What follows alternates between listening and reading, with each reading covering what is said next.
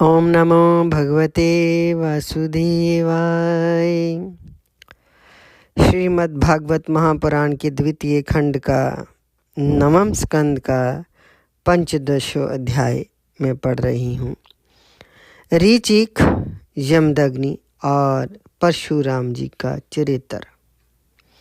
श्री सुखदेव जी कहते हैं, परीक्षित, उर्वशी के गर्भ से पुरुरवा के 6 पुत्र हुए। आयु,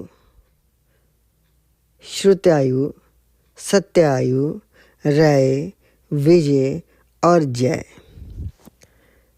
श्रुत्यायु का पुत्र था वसुमान, सत्यायु का शिंतंजय, रय का एक और जय का अमित। विजय का भीम, भीम का कांचन, कांचन का होत्र और होत्र का पुत्र था जहनूर। ये जहनूर वही थे जो गंगा जी को अपनी अंजलि में लेकर पी गए थे। जहनूर का पुत्र था पुरु, पुरु का बालाक, बालाक का पुत्र था अजक, अजक का पुत्र था कुश और कुश के 4 पुत्र थे, कुशाम्बु, तनया, वसु और कुशनाभ।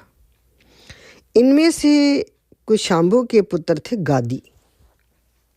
परीक्षित, गादी की कन्या का नाम था सत्यवती। ऋचिक ऋषि ने गादी से उनकी कन्या मांगी। गादी ने ये समझकर कि ये कन्या के योग्य वर नहीं है, ऋचिक से कहा, मुनिवर, हम लोग कुशक वंश के हैं, हमारी कन्या मिलनी कठिन है, इसलिए आप 1000 ऐसे घोड़े लाकर मुझे शुल्क रूप में दीजिए, जिनका सारा शरीर तो श्वेत हो, परंतु एक एक कान श्याम वर्ण का हो। जब गादी ने ये बात कही, तब ऋचिक मुनि उनका आशय समझ गए और वरुण के पास जाकर वैसे ही घोड़े ले आए तथा उन्हें देकर सुंदरी सत्यवती से विवाह कर लिया। एक बार मैं ऋषि ऋचिक से उनकी पत्नी और सास दोनों ने ही पुत्र प्राप्ति के लिए प्रार्थना की। मैं ऋषि ऋचिक ने उनकी प्रार्थना स्वीकार करके दोनों के लिए अलग अलग मंत्रों से चरु पकाया और स्नान करने के लिए चले गए। सत्यवती की माँ ने ये समझकर कि ऋषि ने अपनी पत्नी के लिए श्रेष्ठ चरु पकाया होगा, उससे वे चरु मांग लिया। इस पर सत्यवती ने अपना चरु तो माँ को दे दिया और माँ का चरु वे स्वयं खा गई। जब ऋचिक मुनि को इस बात का पता चला, तब उन्होंने अपनी पत्नी सत्यवती से कहा कि तुमने बड़ा अनर्थ कर दिया। अब तुम्हारा पुत्र तो लोगों को दंड देने वाला घोर प्रकृति का होगा और तुम्हारा भाई होगा श्रेष्ठ ब्रह्मवेता। सत्यवती ने ऋचिक मुनि को प्रसन्न किया और प्रार्थना की कि स्वामी, ऐसा नहीं होना चाहिए। तब उन्होंने कहा, अच्छी बात है, पुत्र के बदले तुम्हारा पौत्र घोर प्रकृति का होगा। समय पर सत्यवती के गर्भ से जमदग्नि का जन्म हुआ। सत्यवती समस्त लोगों को पुत्र करने वाली परम पुण्यमयी कौशिकी नदी बन गई।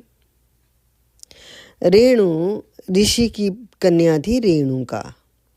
जमदग्नि ने उसका पाणी ग्रहण भाव हाथ लिया, पानी का भाव होता है हाथ, पानी ग्रहण किया। रेणुका के गर्भ से जमदग्नि ऋषि के वसुमान आदि कई पुत्र हुए। उनमें से सबसे छोटे परशुराम जी थे। उनका यश सारे संसार में प्रसिद्ध है। कहते हैं, है वंश का अंत करने के लिए स्वयं भगवान ने ही परशुराम के रूप में अंशावतार ग्रहण किया था। उन्होंने इस पृथ्वी को 21 बार क्षत्रियहीन कर दिया था।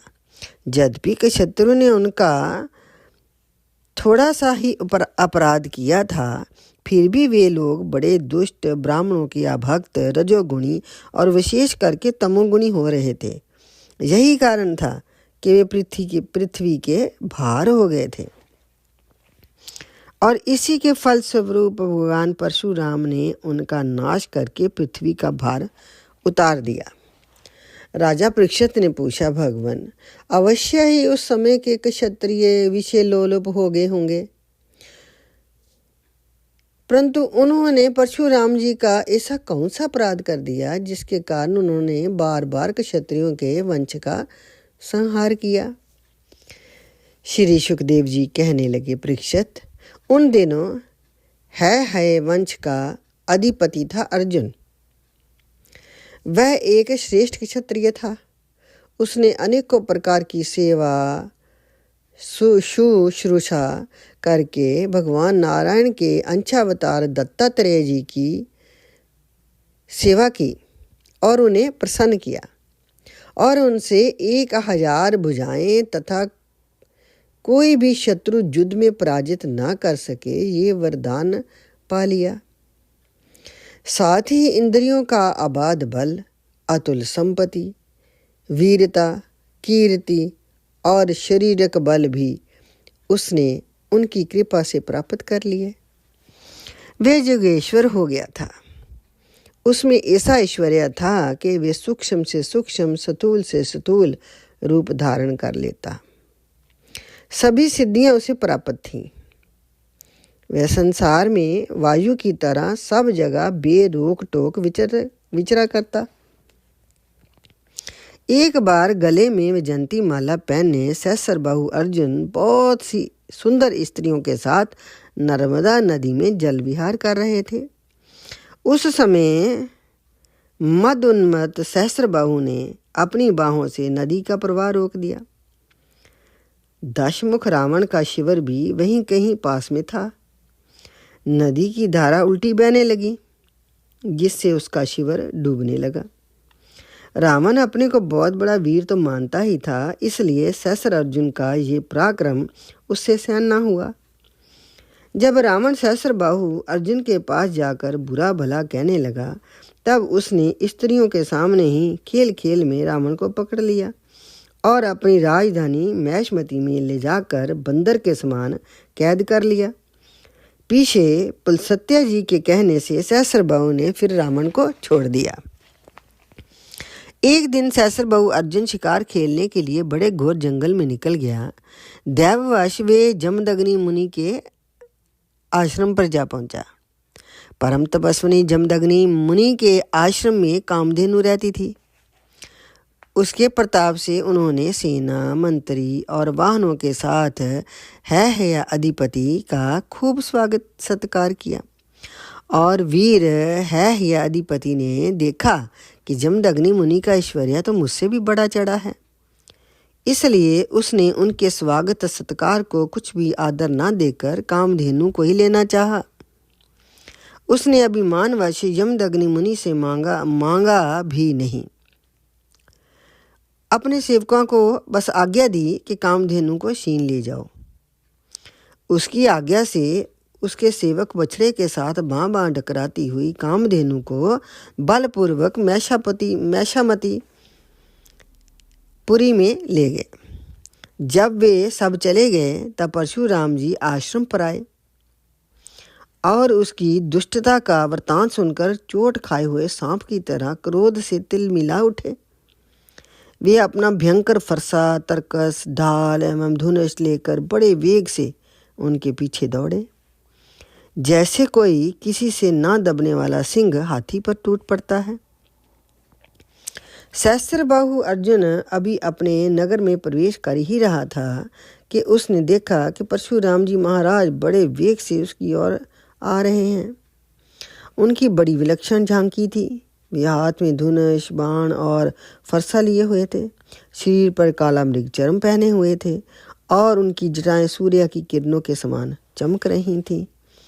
उन्हें देखते ही उसने गदा, खड्ग, बाण, रिष्ट, शतघ्नी और शक्ति आदि आयुधों से सुसज्जित एवं हाथी, घोड़े, रथ तथा पदातियों से युक्त अत्यंत भयंकर सहस्त्र अक्षौणी सेना भेजी। भगवान परशुराम ने बात की बात में अकेले ही उस सारी सेना को नष्ट कर दिया। भगवान परशुराम जी की गति मन और वायु के समान थी। बस वे शत्रु की सेना काटते ही जा रहे थे। जहाँ जहाँ वे अपने फरसे का प्रहार करते, वहाँ वहाँ सारथी और वाहनों के साथ बड़े बड़े वीरों की बाहें, जांघें, कंधे कट कट कर पृथ्वी पर गिरते जाते थे। है अधिपति अर्जुन ने देखा कि मेरी सेना के सैनिक, उनके धनुष, ध्वजाएं और ढाल भगवान परशुराम के फरसे और बाणों से कट कट कर खून से लथपथ रणभूमि में गिर गए हैं। तब उसे बड़ा क्रोध आया और वे स्वयं भिड़ने के लिए आधमका। उसने एक साथ ही अपनी 1000 भुजाओं से 500 धनुषों पर बाण चढ़ाए और परशुराम जी पर छोड़े। परंतु परशुराम जी तो समस्त शस्त्रधारियों के शिरोमणि थे। उन्होंने अपने एक धनुष पर छोड़े हुए बाणों से ही एक साथ सबको काट डाला। अब है अधिपति अपने हाथों से पहाड़ और पेड़ उखाड़ कर बड़े वेग से युद्ध भूमि में परशुराम जी की ओर झपटा। परंतु परशुराम जी ने अपनी तीखी धार वाले फरसे से बड़ी फुर्ती के साथ उसकी सांपों के समान भुजाओं को काट डाला। जब उनकी बाहें कट गईं, तब उन्होंने पहाड़ की चोटी की तरह उसका ऊंचा सिर धड़ से अलग कर दिया। पिता के मर जाने पर उसके 10,000 लड़के डरकर भाग गए। परीक्षित, विपक्षी वीरों के नाशक परशुराम जी ने बछड़े के साथ कामधेनु को लौटा लिया। वे बहुत ही दुखी हो रही थीं। उन्होंने उसे अपने आश्रम पर लाकर पिताजी को सौंपा और मैशमती में सहस्रबाहु ने तथा उन्होंने जो कुछ किया था सब अपने पिता और भाइयों को कह सुनाया।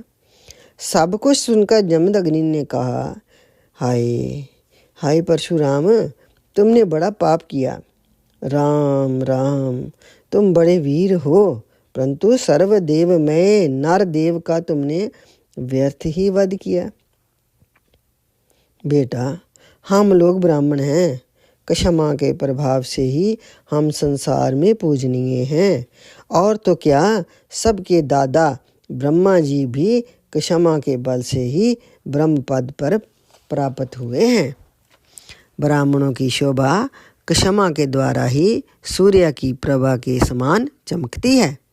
सर्वशक्तिमान भगवान श्री हरि भी क्षमावानों पर ही प्रसन्न होते हैं। बेटा, सार्वभौम राजा का वध ब्राह्मण की हत्या से भी बढ़कर होता है। जाओ, भगवान का स्मरण करते हुए तीर्थों का सेवन करके अपने पापों को धो डालो। इति श्रीमद्भागवत महापुराणे नवम स्कंद का 15वां अध्याय संपूर्ण। ओम नमो भगवते वासुदेवाय।